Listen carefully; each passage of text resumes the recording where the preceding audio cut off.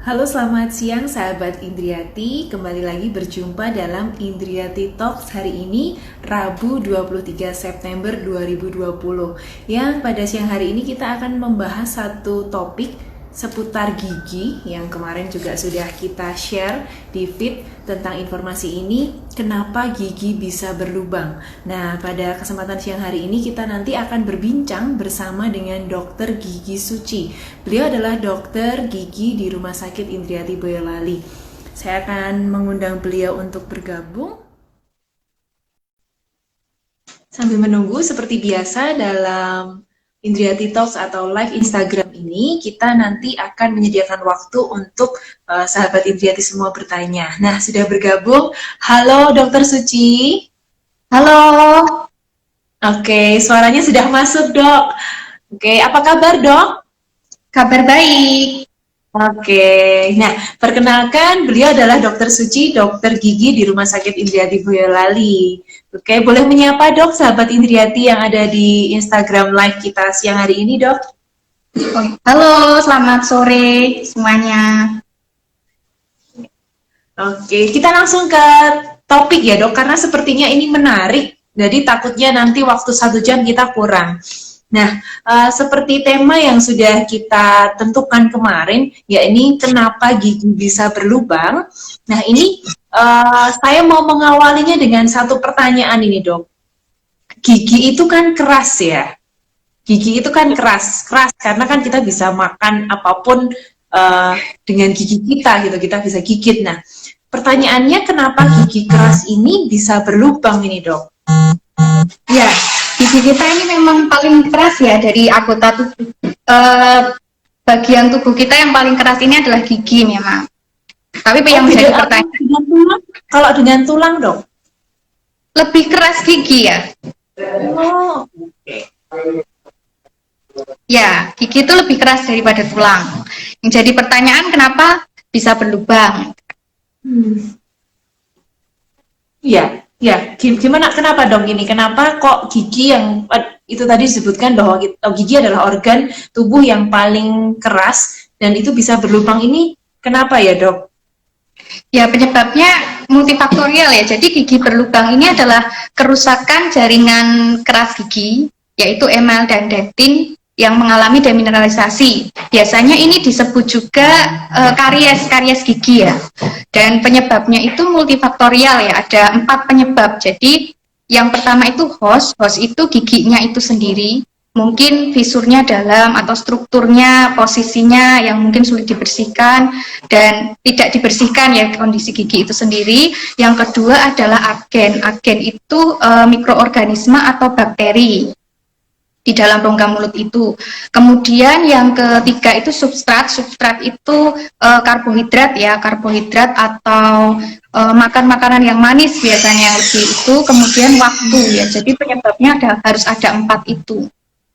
Oh, Seperti jadi itu itu. penyebab gigi berlubang. Dan kalau Ya. boleh tahu sebenarnya gigi berlubang itu apakah definisinya gigi yang berlubang atau bagaimana ini, Dok? Jadi 4 faktor tadi menyebabkan gigi berlubang. Saya sebenarnya klasifikasi dari gigi berlubang itu seperti apa? Ya, gigi berlubang itu adalah kerusakan permanen jaringan keras gigi karena proses demineralisasi ya, emal dan dentin. Itu adalah gigi Oke. berlubang. Oh, oke, oke. Dok, ini Kita minta tolong Dokter Suci bisa jelaskan gigi berlubang itu apa, kemudian penyebabnya Dok. Bisa langsung ya Dok. Ya, jadi gigi berlubang itu merupakan kerusakan permanen dari jaringan keras gigi, emal dan dentin, karena proses demineralisasi ya. Biasanya lubang gigi ini yang paling sering itu adalah karies gigi. Nah, untuk penyebab gigi berlubang ini adalah multifaktorial ya. Harus ada kombinasi dari 4 faktor ini. Yang pertama adalah host itu adalah giginya itu sendiri, mungkin dari struktur giginya, dari kan ada ceruk-ceruknya atau fisurnya dalam, kemudian posisi giginya yang menyebabkan makanan mudah terjejal di situ, dan juga kemungkinan juga bisa karena gigi tersebut kurang dibersihkan ya. Dan yang kedua adalah agen. Agen itu adalah mikroorganisme, itu bakteri ya di situ. Kemudian Selanjutnya ada substrat, itu karbohidrat atau makan makanan yang manis dan lengket ya, biasanya seperti itu. Kemudian yang keempat itu waktu. Jadi gigi itu tidak langsung berlubang begitu saja, tapi membutuhkan waktu. Itu empat itu. Oke, jadi tidak langsung tiba-tiba langsung gigi berlubang besar gitu, tapi ada prosesnya, ada waktunya itu ya dok. Nah, kemudian berbicara soal waktu ini tadi, pasti kan juga ada, selain tadi sudah dijelaskan juga penyebab, pasti juga ada kebiasaan-kebiasaan nih yang membuat peluang gigi itu bisa cepat berlubang itu. Itu apa ya dok, kebiasaan-kebiasaan yang bisa kebiasaan yang menyebabkan gigi berlubang nih dok? Ya, kebiasaannya mungkin karena yang pertama ya biasanya karena kurangnya sikat gigi ya, kurangnya menjaga kebersihan gigi dan mulut. Mungkin sikat gigi, tapi sikat giginya tidak tepat, tidak benar caranya atau waktunya kurang tepat. Kemudian yang kedua bisa karena makan makanan yang manis, suka makan makanan yang manis. Nah itu mempercepat juga gigi berlubang. Seperti itu sih, kemungkinan itu. Oke, jadi tadi bicara soal sikat gigi itu juga nggak melulu hanya sikat gigi saja, ternyata ada yang benar dan yang salah ya dok, dan juga waktunya ya. Iya. Oke, mungkin mau dibahas dulu dok ini seputar cara sikat gigi yang benar nih dok, dan juga waktunya. Oh ya, kalau cara sikat gigi yang benar itu untuk waktunya ya, yang waktunya itu setelah minimal sikat gigi itu 2 kali sehari, itu minimal. Ya minimal itu 2 kali, oke. Ya, itu minimal setelah sarapan pagi dan sebelum tidur. Nah, kemudian untuk menyikatnya tidak perlu terlalu keras ya, jadi sikatnya pelan-pelan, yang lembut aja menyikatnya, kemudian semua permukaan itu disikat. Ya, sikatnya itu 45 derajat ya, dari gusi ke gigi, dari arah gusi ke gigi disikat 45 derajat. Kemudian untuk pemilihan bulu sikat kalau bisa yang halus ya, yang lembut. Nah, terus untuk menyikatnya biasanya ada yang menyikatnya itu salah ya. Jadi terlalu keras seperti itu, terlalu keras sehingga merusak, melukai gusi. Gitu. Kemudian kalau misalnya memilih sebaiknya mungkin yang ujungnya, yang kepalanya itu kecil ya, jadi biar bisa masuk ke dalam sampai belakang gitu ya. Bisa belakang. Okay. Dan lidahnya itu juga perlu disikat ya, karena lidah itu juga tempat menempel kuman juga di situ. Ya, disikat. Kadang lupa ya, cuma fokus ke giginya ya. Ya. Nah. Ya. Oke. Jadi itu tadi minimal 2 kali sehari setelah sarapan pagi dan sebelum tidur ya dok? Ya. Ya, oke. Jadi itu tadi jangan lupa rajin menggosok gigi dan juga cara-caranya tadi juga sudah dijelaskan oleh Dokter Gigi Suci. Jangan lupa nanti dipraktekkan. Kemudian tadi bicara soal gigi berlubang tidak terjadi begitu saja cepat gitu ya dok. Tapi ada prosesnya, ada waktunya. Nah ini bisa dijelaskan proses terjadinya gigi berlubang ini dok? Ya, proses terjadinya gigi berlubang ya, tadi dari keempat faktor tadi harus ada. Jadi mungkin saat kita pertama makan tidak dibersihkan. Nah, di situ ada yang namanya kuman ya, di situ ada kuman. Nah, kalau gigi itu tidak dibersihkan, nanti makanan yang kita makan juga itu karbohidrat itu akan digunakan oleh kumannya tersebut, mikroorganisme bakterinya tersebut untuk sebagai sumber energi bagi bakteri tersebut. Nah, makanya bakteri akan memfermentasikan karbohidrat itu menghasilkan asam. Nah, asamnya inilah asam yang dari waktu ke waktu terus-menerus, nah itu akan menyebabkan gigi itu berlubang. Oke. Jadi justru kalau kita tidak menggosok gigi, jadi kalau kita setelah makan kita tidak membersihkan gigi kita, sisa-sisa makanan itu bisa menjadi makanan oleh bakteri atau kuman itu tadi ya dok? Iya, sumber energi. Jadi energi mereka untuk menggerus gigi kita, benar nggak dok?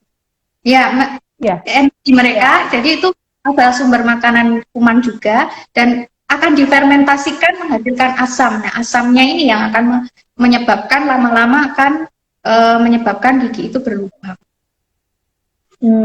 Oke, oke, oke. Jadi itu tadi pentingnya kita harus rajin menggosok gigi, apalagi setelah makan, supaya bakteri dan kuman tidak bersarang. Oke, oke. Terus kemudian ini dok, kalau memang kadang kan kita juga nggak menyadari ya, kadang kita justru kadang telat menyadari bahwa tahu-tahu kok gigiku begini gitu ya, loh kok ada yang berbeda karena kan kadang nggak terlihat ya, kadang kita juga nggak setiap hari tuh ngaca juga paling juga sekilas aja kan. Nah itu kalau kita boleh tahu nih dok, gejala atau tanda gigi yang berlubang, jadi gejala dini gitu, supaya lebih aware lagi tuh gimana dok gejala dan tandanya gitu. Itu biasanya memang tidak disadari, kebanyakan itu baru disadari setelah kadang-kadang periksa gigi. Nah, tapi untuk tanda-tandanya yang pertama itu kalau gigi berlubang, awal gigi berlubang itu kan biasanya pada email ya. Email itu yang paling keras dari gigi, itu yang lebih keras dari tulang itu adalah email. Nah, pada saat lubang di email ini biasanya belum terasa sakit ya. Awal-awal lubang ini pasti di email. Itu belum terasa sakit. Nah, kalau misalnya mau mengenali tandanya, ini kadang-kadang ada white spot atau terlihat putih-putih, itu adalah awal-awal gigi berlubang ya. Kemudian warnanya coklat, jadi ada perubahan warna coklat, atau kalau sudah hitam itu di visur-visur gigi geraham itu terlihat ada hitam, nah itu sudah karies itu. Nah kemudian berlanjut lagi misalnya kalau tidak disadari, kemudian lubang itu berlanjut sampai ke dentin. Nah di dentin ini tergantung dari masing-masing orang juga, ada yang mungkin belum terasa sakit, tapi kalau sampai dentin ini mungkin kadang-kadang terasa sensitif ya, jadi ada gejala sensitivitas gigi, mungkin ngilu saat minum Okay. ya atau makan makanan manis. Nah kemudian ini kadang-kadang belum disadari juga, masih dibiarkan. Nah itu akan berlanjut sampai ke bagian paling dalam. Bagian paling dalam infeksinya itu adalah pulpa gigi. Nah di dalam pulpa gigi ini berisi pembuluh darah dan juga syaraf. Nah saat infeksinya sudah sampai di situ, itu biasanya baru terasa sakit sekali ya, karena sudah sampai ke syaraf giginya. Seperti itu. Nah, itu baru terasa sakit sampai mengganggu tidur. Nah, itu gejalanya seperti itu. Kemudian nanti kalau masih dibiarkan lagi juga lama-lama tidak akan sakit karena giginya sudah mati. Tetapi infeksi dari gigi itu tidak berhenti ya. Kadang-kadang ada yang mungkin sakit sampai mengganggu tidur, kemudian minum obat. Kadang-kadang cari obat. Nah, lama-lama minum obat itu lama-lama tidak. Nah, tapi dibiarkan lagi, kalau karena sudah tidak sakit kan, padahal infeksinya masih ada di situ. Nah, terus berlanjut sampai itu bisa terus ke bagian akar gigi ya, bisa terus ke bagian akar gigi sampai ke jaringan di bawahnya. Nah, itu baru mungkin nanti ada abses di situ, baru gusinya bengkak lagi, baru kemungkinan sakit lagi, seperti itu. Itu mungkin gejalanya ya. Oke, gejalanya itu. Jadi lebih baik kalau boleh ini tambah masukan, jadi karena kita seringkali tidak menyadari bahwa oh ternyata gigi bermasalah, ada baiknya bahwa kita rajin kontrol ke dokter gigi ya dok, supaya dokter gigi bisa melihat nih secara detail, karena kan jumlah gigi kita banyak, berapa ya dok jumlah gigi? Saya sudah lupa pelajaran SD dulu. 32 itu normalnya. Normalnya 32. Oke, jadi 30 ya. Jadi gigi sebanyak itu kan kita nggak mungkin ya bisa periksa satu demi satu. Oleh sebab itu kita membutuhkan dokter gigi untuk membantu memeriksa bagaimana kondisi gigi kita, baik itu gigi depan ini apa dok namanya? Gigi. Sudah lupa. Iya, di semua sampai geraham semuanya, sampai gigi taring semuanya supaya diperiksa apakah ada bermasalah atau tidak. Jika tidak ya bisa dilanjutkan dengan pola hidup sehat tadi ya dok, rajin sikat gigi, kemudian juga sampai ke lidah ya dok. Iya, lidahnya juga disikat. Periksa gigi setiap 6 bulan sekali. Jadi supaya untuk melihat untuk iya. Oke. Kayaknya saya sudah lebih dari 6 bulan, nanti saya periksa ya dok. Ya, Oke, itu tadi sudah dijelaskan tentang apa gigi berlubang, kemudian penyebabnya, kemudian kebiasaan yang menyebabkan gigi berlubang, proses terjadinya gigi berlubang, dan gejala juga tanda. Nah, tadi tadi Dokter Suci belum menyampaikan kira-kira berapa lama sih dari proses yang tadi, dari gejala sampai ke benar-benar berlubang itu kira-kira berapa lama ya, Dok? Kalau gejala itu belum tentu ada ya. Kalau awal-awal gigi berlubang itu tidak ada gejalanya, masih belum sakit. Kalau sampai lamanya proses gigi berlubang itu tidak bisa ditentukan ya. Itu tergantung dari 4 faktor tadi. Kalau misalnya makan makanan manis tapi sikat giginya rajin, nah itu kan juga kemungkinan terbentuk lubangnya juga akan lama. Tapi kalau misalnya, ya, jadi tergantung dari faktor-faktor tadi juga, dari waktu seperti itu. Semakin kita baik merawatnya, paling nggak semakin lama atau apakah bisa berhenti, Dok? Misalnya jika sudah tadi dijelaskan ada kayak warna putih, warna yang berubah ketika sudah ada itu, kemudian kita langsung melakukan rajin sikat gigi, kemudian seperti itu, apakah bisa berhenti proses gigi yang berlubang itu atau masih tetap berlanjut, Dok? Masih bisa berlanjut ya. Kalau gigi itu sudah berlubang, dia akan berlubang terus. Karena di situ sumber infeksinya belum diambil. Seperti itu. Jadi dulu sumber infeksinya. Misalnya kalau dia lubangnya baru sampai di permukaan, agar tidak semakin meluas ya, mungkin segera dibawa ke dokter gigi ya, supaya segera dilakukan penambalan. Jadi tidak sampai giginya sampai mungkin yang opsi terakhir sampai harus dicabut, seperti itu. Oke. Jadi masih bisa berlanjut terus, tapi juga paling nggak prosesnya jadi lebih lama, tapi tetap harus diperiksakan ya, Dok? Iya. Supaya tahu infeksinya dari mana. Oke. Karena tadi juga sempat dijelaskan kalau sampai berkepanjangan, nanti dia bisa juga sampai ke pulpa, kemudian sampai menimbulkan rasa nyeri yang mengganggu tidur. Nah, itu berarti kan dampak dari gigi berlubang ini kan nggak bisa diremehkan ya, Dok? Iya. Ya, nah mungkin bisa disampaikan juga nih, Dok, dampak yang timbul dari seseorang yang mengalami gigi berlubang ini, Dok. Dampaknya yang pertama mungkin rasa nyeri ya di mulut kita ya, rasa tidak enak. Itu kan mengganggu juga, nyeri. Kemudian yang kedua, kalau kita mulutnya nyeri, mulutnya berlubang, itu kan tentunya juga bisa ya, nanti kita makannya juga terganggu. Sehingga secara tidak langsung mungkin berat badannya menurun, gizinya kurang, karena kita mulutnya saja sudah sakit, untuk mengunyah sakit. Nah, kemudian juga kalau misalnya lubangnya itu di gigi depan, lubangnya gigi depan itu kan mempengaruhi estetik ya. Jadi efek psikologisnya mungkin kurang percaya diri, seperti itu. Kemudian juga di dalam gigi itu kan ada yang namanya di daerah situ itu kan ada pembuluh darah juga. Nah, apabila infeksi itu dibiarkan di situ kuman itu bisa masuk ke pembuluh darah. Nah, pembuluh darah itu kan beredar ke seluruh tubuh. Jadi dari gigi, jadi infeksi gigi itu juga bisa mempengaruhi infeksi sistemik juga ke bagian yang lain, seperti itu.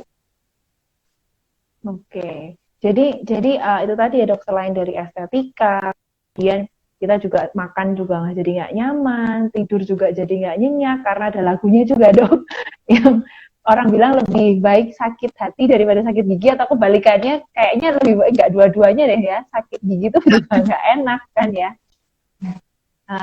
Terus apa, Dok, tadi juga disampaikan karena di daerah gigi ini atau daerah mulut ini banyak sekali pembuluh darah, jadi bisa juga merembet ke yang lain-lain ya, Dok. Oke. Iya. Nah, ini ini sepertinya sudah ada yang bertanya, Dok. Kita akan ke pertanyaan dulu ya, karena dari tadi saya terus yang nanya. Dari famosa.boyolali, Dok, apakah gigi berlubang berpengaruh kepada bau nafas kita? Nah, ini, Dok. Bisa dijawab, Dok? Iya, bisa berpengaruh ya. Gigi berlubang itu kan infeksi. Mungkin gigi berlubang di situ ada makanan mungkin masuk ke situ, sisa makanan masuk ke situ tidak dibersihkan, itu kan bisa membusuk.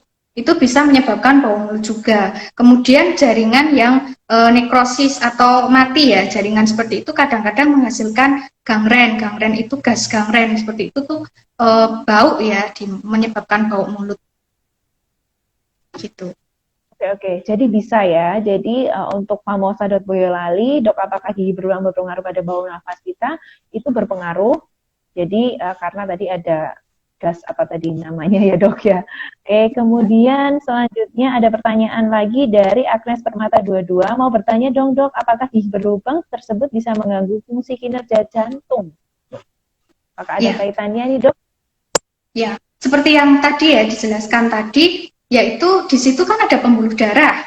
Nah, kuman kita yang ada di mulut kita, itu kalau misalnya kita biarkan infeksi, kuman itu bisa masuk ke pembuluh darah, dan pembuluh darah itu kan beredar ke seluruh tubuh. Bisa juga nanti sampai ke jantung, sehingga ada juga memang yang sakit di situ periodontitis, kemudian menyebabkan sakit pada jantungnya, bisa berpengaruh. Jadi infeksi jadi itu juga menyebar sampai ke jantung seperti itu. Ya, karena ada pembuluh darah juga di situ, jadi infeksi bisa sampai ke jantung juga ya dok. Makanya kita harus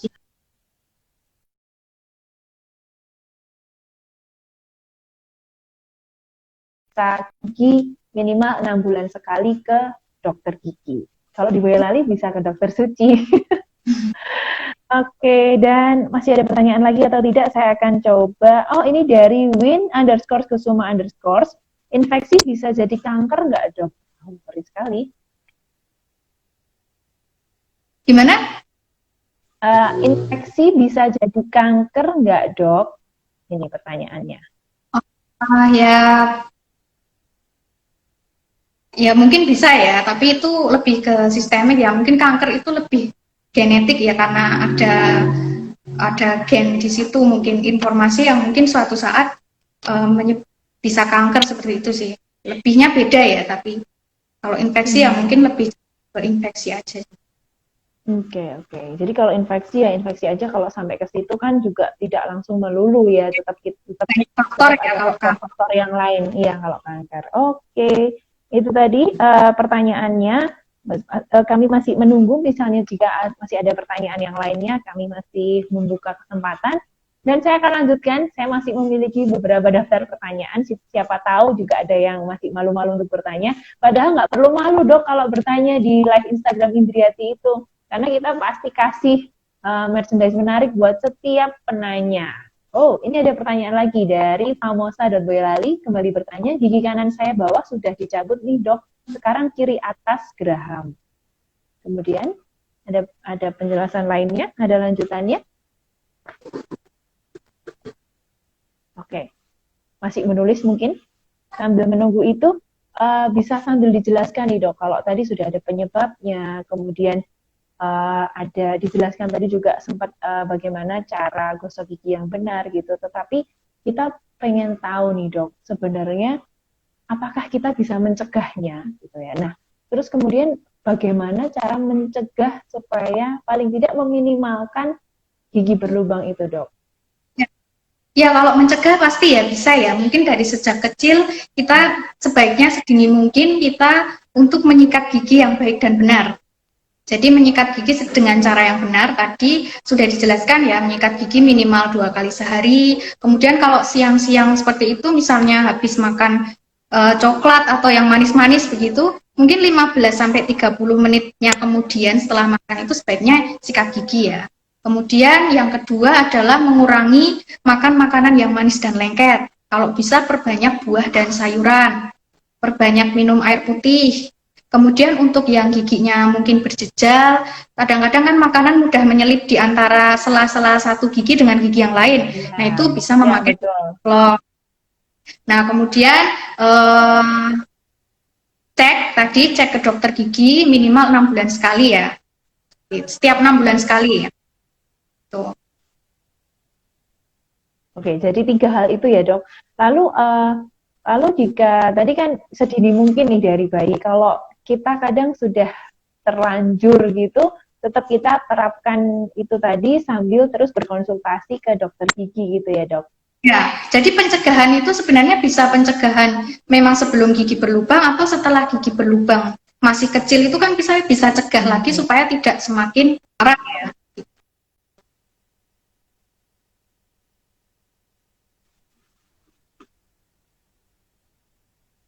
Sorry dok, agak terputus. Halo? Halo? Ya, Oke, halo. oke, sudah. Nah, ini ada pertanyaan lagi dok dari Mega AF02. Dok, saya mau tanya, gigi berlubang menyebabkan kita jarang untuk mengunyah di gigi berlubang. Lalu kita mengunyah di gigi sebelahnya. Jika berlarut-larut seperti itu, apa dampaknya? Terima kasih. Jadi mungkin yang berlubang adalah di sebelah kanan, jadi kemudian dia membiasakan mengunyahnya sebelah kiri. Nah, ini apakah ada dampaknya atau enggak nih dok? Ada ya dampaknya yang tentunya yang di gigi berlubang tadi seharusnya segera diperiksakan ya, mungkin segera dibawa ke dokter gigi untuk segera ditangani infeksinya. Karena infeksi kalau tidak ditangani semakin meluas, kemudian ya biasanya memang mengunyahnya pakai sisi yang tidak berlubang ya. Tapi kalau misalnya terus-menerus seperti itu ya tidak pas nanti lama-lama ininya apa pengunyahannya.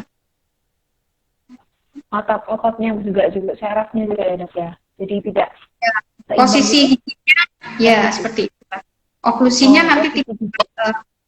ya gigit-gigitannya itu tidak pas lama-lama. Tapi mungkin Hmm. itu yang penting giginya itu jangan dibiarkan ya kalau berlubang seperti itu. Ya, kalau berlubang jangan dibiarkan walaupun tidak sakit ya dok. Tetap harus dikonsultasikan ke dokter gigi supaya kita mendapat penanganan yang tepat. Betul nggak dok? Iya, seperti itu. Ya, karena sedikit share nih dok, sedikit share. Saya itu juga punya gigi yang berlubang. Jadi ada satu gigi saya yang berlubang. Kapan hari kan sudah ditambal, terus kemudian dia lepas kan.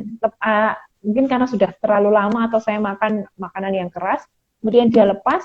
Kemudian dia berlubang lagi. Dia nggak sakit sebenarnya. Cuman kan juga kita nggak nyaman dengan gigi yang berlubang itu. Makanan juga masuk ke situ.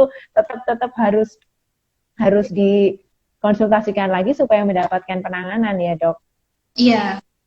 Iya, oke. Ini ada pertanyaan dari Win_Kusuma_. Kalau gigi udah nggak ada, gimana dok solusinya ya? Maksudnya Ya, gigi sudah solusinya nggak kalau ada. sudah tidak ada, yaitu penggantian gigi tiruan ya. Jadi untuk mengganti fungsi mastikasi itu fungsi pengunyahan kan perlu diganti. Kemudian kalau tidak ada giginya, itu bisa menyebabkan gigi yang sebelah-sebelahnya itu bergeser condong doyong ke daerah gigi yang hilang. Gigi yang atas juga istilahnya mungkin istilah Jawanya modot ya. Jadi Oh, gitu ya. oke. Jadi kalau tidak ada giginya juga bisa jadi itu merubah struktur posisi gigi yang lainnya ya dok.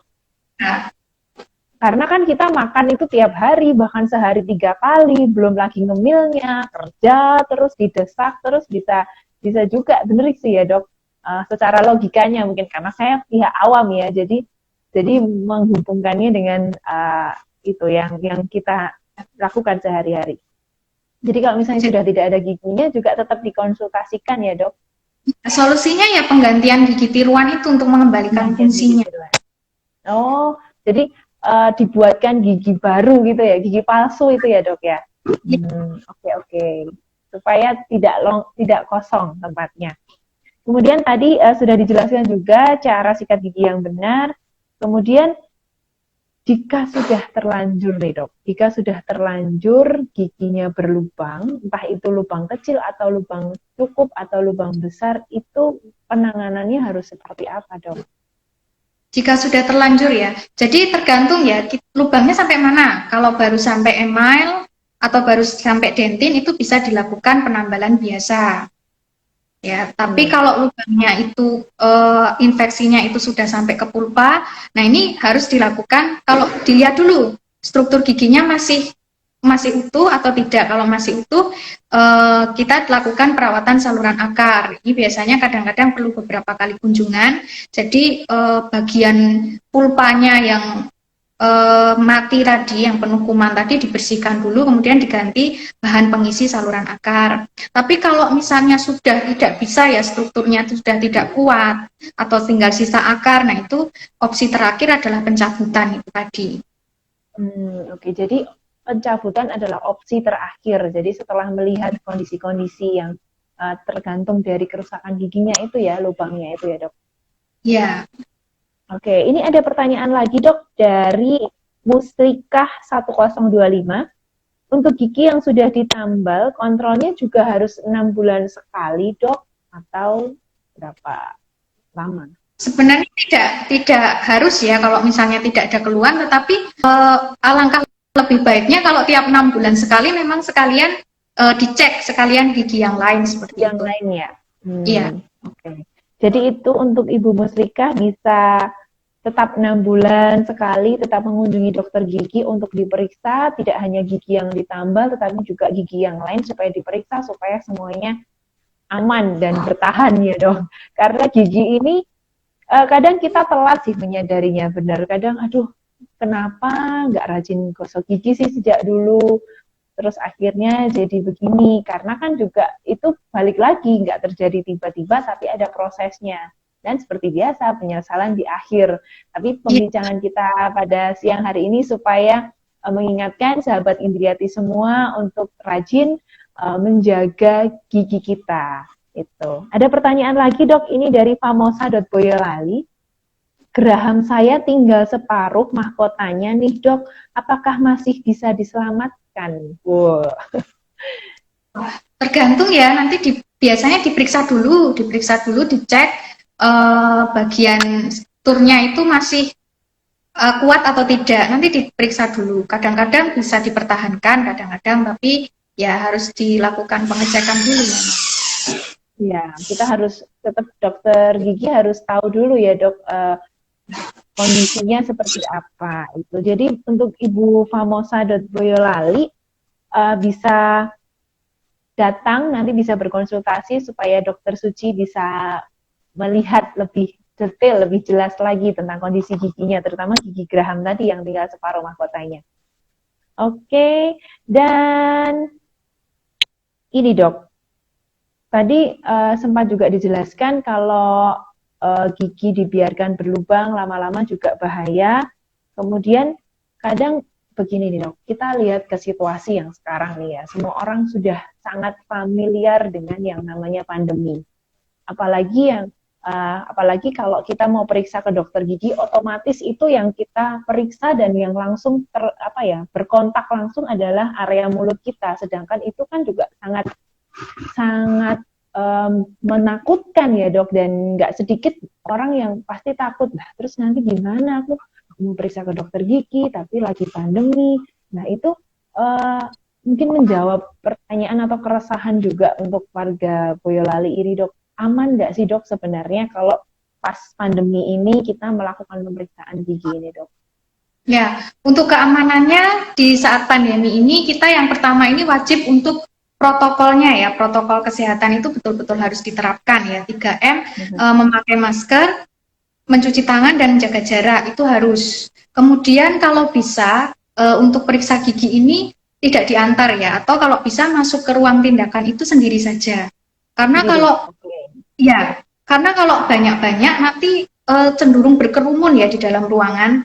Jadi biarkan nanti ada dokter gigi, asisten dan juga pasiennya itu sendiri, cukup 3 saja. Kemudian yang ketiga itu kalau bisa reservasi dulu ya, maksimal itu 1 hari kalau bisa. Supaya apa? Ini tujuannya untuk memberikan jarak antar masing-masing pasien. Ya, jadi ada pengaturan jadwalnya juga, pasiennya tidak menunggu terlalu lama ya di depan.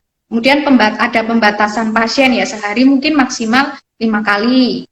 Nah kemudian yang kelima ini untuk operator ya, dokter gigi dan juga perawat ini wajib untuk memakai APD level 3. Nah, kalau misalnya dokternya sehat, kan juga itu tidak akan menularkan juga ke pasiennya. Seperti itu. Betul. Jadi dokternya pun juga aman, pasiennya pun juga aman ya dok. Jadi tadi kemana-mana tetap pakai masker, dan sebelum pemeriksaan sampai nanti di pemeriksaan baru boleh dilepas. Kemudian usahakan untuk datang sendiri saja supaya tidak terlalu banyak orang di dalam ruangan itu, gitu ya dok. Kemudian juga kemudian tadi reservasi, benar sekali ini. Jadi untuk sahabat Indriati kami ingatkan jika ingin melakukan pemeriksaan gigi ataupun pemeriksaan yang lain, kami sarankan untuk melakukan reservasi online bisa di nomor WhatsApp 0811295410 supaya itu tadi, supaya kita bisa mengatur untuk pasien dan juga untuk membersihkan areanya, mensteril areanya, mensteril alat, jadi supaya pasien aman dan juga tenaga medis kami pun juga aman. Kita sama-sama menjaga ya dok. Jadi supaya yang diperiksa juga merasa nyaman, merasa aman, yang memeriksa pun tenaga medis pun juga nyaman dan aman. Jadi tetap menjalankan protokol kesehatan. Itu tadi sepertinya masih ada pertanyaan lagi. Saya cek dulu dari Haryadi YVC. Ada pengaruh nggak dok gosok gigi dengan mata air dengan air kaporit? Ya, jadi mungkin yang dimaksud mata air adalah sumber air alami, air sumur gitu dok.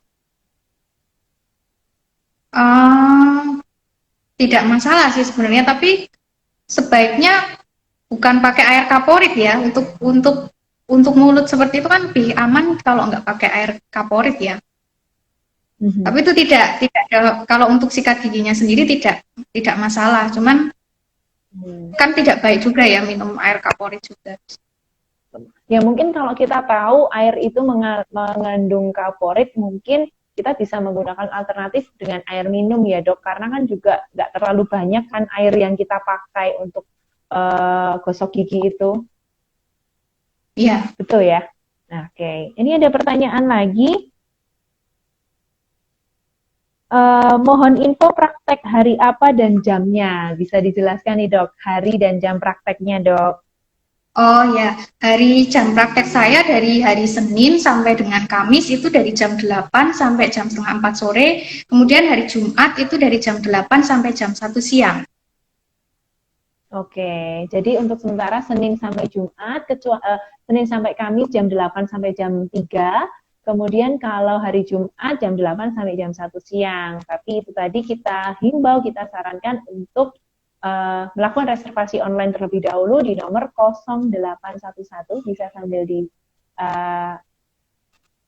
simpan, saya tuliskan di kolom komentar 0811295441.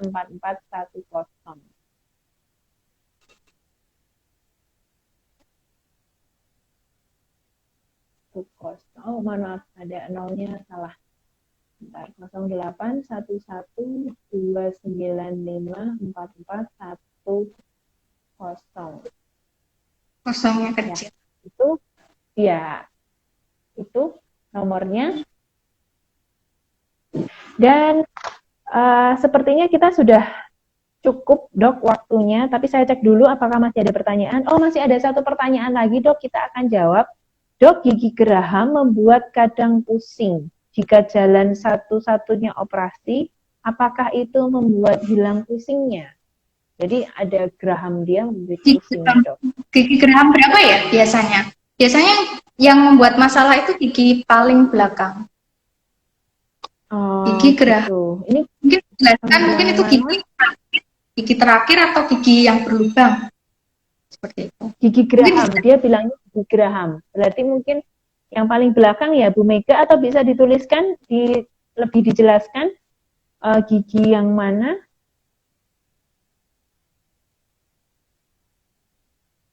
Kalau paling belakang itu gimana dok? Kalau yang paling belakang itu biasanya memang itu biasanya itu memang sisa-sisa evolusi ya. Kadang-kadang dulu kan manusia purba itu rahangnya besar, giginya banyak. Nah, sekarang kan makanan cenderung lebih lunak. Belakang itu dok, paling belakang itu. Iya, paling belakang. Ya, paling belakang ya. Jadi paling belakang itu memang itu biasanya posisi giginya tidak benar ya. Kadang-kadang kalau posisinya miring juga itu tidak ada fungsinya untuk mengunyah, malah justru bisa menyebabkan infeksi. Apalagi kalau miring ini kalau miring kemudian makanan masuk di situ, ya. Ya, oke dok. Tes. Ya. Kalau gigi belakang menyebabkan sebaiknya diambil saja, tapi mungkin diperiksa dulu. Bagaimana posisinya kan harus diperiksa. Kalau misalnya posisinya itu memang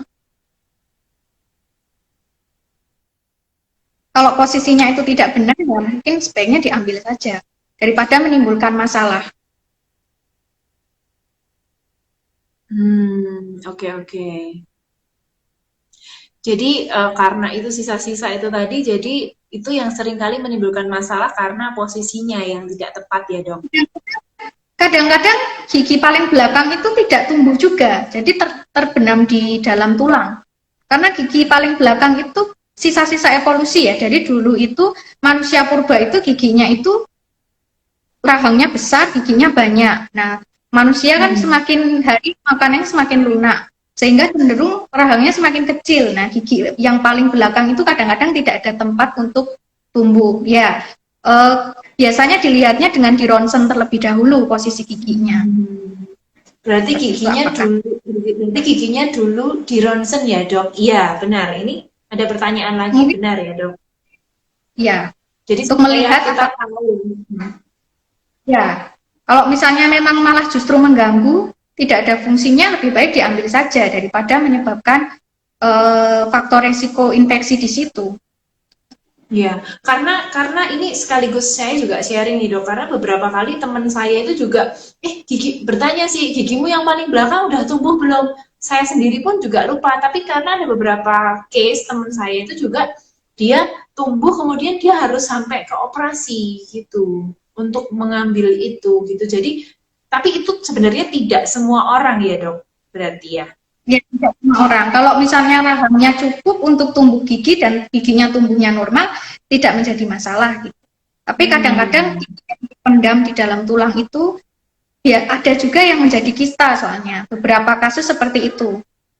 Itu. Jadi mending kalau misalnya memang pusing atau apa ya, sebaiknya diambil saja.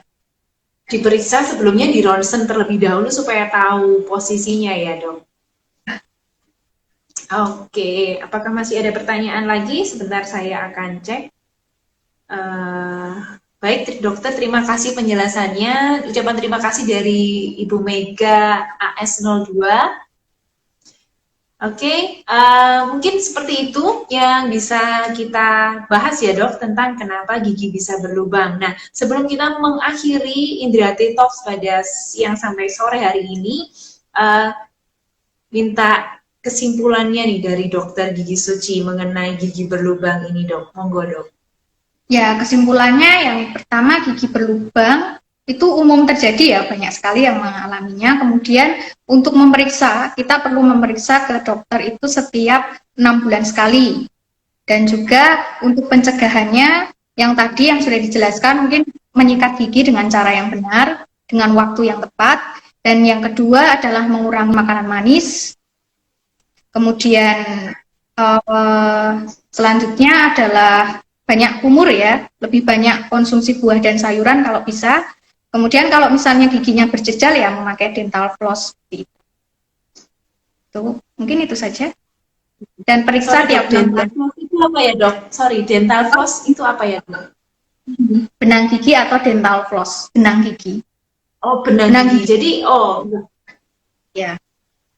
bukan Kalau yang misalnya tusuk gigi lainnya. kan jangan pakai tusuk gigi kalau bisa, bisa melukai itu. Hmm, bisa melukai. Jadi satu lagi ini malah sebelum kita akhiri ada satu lagi tips. Jadi kalau misalnya ada yang makanan terselip atau apa yang berjejal tadi, makanan yang berjejal itu jangan menggunakan tusuk gigi tetapi menggunakan dental floss itu. Samping itu kan tusuk Ya. gigi kadang tidak bersih, ya itu bisa menimbulkan infeksi baru kalau tusukkan ke daerah situ. Jadi malah timbul masalah baru lagi ya dok. Jadi tetap harus berhati-hati dan waspada. Apalagi kalau sudah ada gejala, ada tanda tadi gigi berlubang, segera jangan tunda untuk memeriksakan ke dokter gigi. Dan sekali lagi kami menyampaikan bahwa Rumah Sakit Indrati Boyolali menerapkan protokol kesehatan. Jadi jangan khawatir untuk datang berkonsultasi ke Rumah Sakit Indradi Boyolali. Misalnya ada keluhan gigi, bisa nanti berkonsultasi dengan dokter Suci sesuai jam prakteknya. Dan kami sarankan supaya kami ada persiapan dengan juga karena kami membatasi pasien juga demi keamanan dan kenyamanan semuanya, kita harapkan untuk pasien bisa reservasi secara online terlebih dahulu. Begitu. Oke, jadi jika mengalami hal-hal yang darurat, jangan takut ke rumah sakit, jangan tunda karena nanti bisa menimbulkan masalah-masalah yang lebih serius ya dok. Jadi periksa lebih baik kita tahu sedini mungkin tentang apa yang terjadi dalam diri kita atau gigi kita itu supaya pencegahannya bisa lebih cepat. Oke, begitu Dokter Suci. Terima kasih banyak dok atas waktunya, atas informasinya, dan juga terima kasih kepada sahabat Indriati yang sudah bertanya. Dan nanti dari pihak kami akan menghubungi untuk mendapatkan merchandise yang menarik. Persembahan Rumah Sakit Indriati Boyolali. Baik, kita akhiri. Sampai jumpa di Indriati Talks berikutnya. Selamat sore dan selamat beraktivitas.